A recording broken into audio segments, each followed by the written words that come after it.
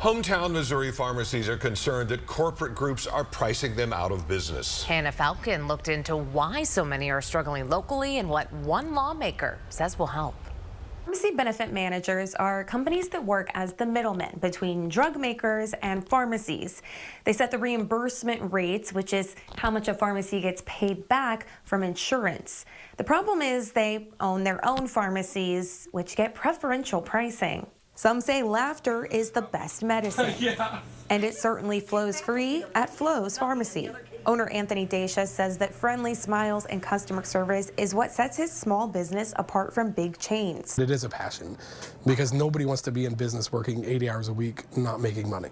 Despite his success, Dacia is hardly turning a profit. It'll be a big dent when, these small businesses are gone because they are the ones that do donate to the fundraisers and the things like that. The reason, he tells me, is pharmacy benefit managers setting the prices. They set the prices, they pay their pharmacies and pay us far less.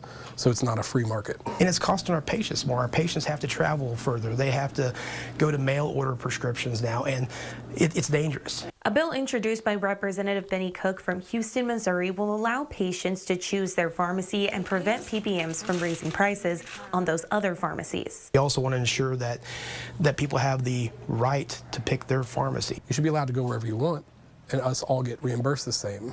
But they're afraid of that because they know what we bring to the table and people wouldn't go to the big box stores. The Pharmaceutical Care Management Association, which represents PBMs, says that regulating them would allow drug makers to go unchecked. They say PBMs are the ones keeping prices low for customers through negotiations, which they say would be hindered by regulations. Reporting in Jefferson City, I'm Hannah Falcon.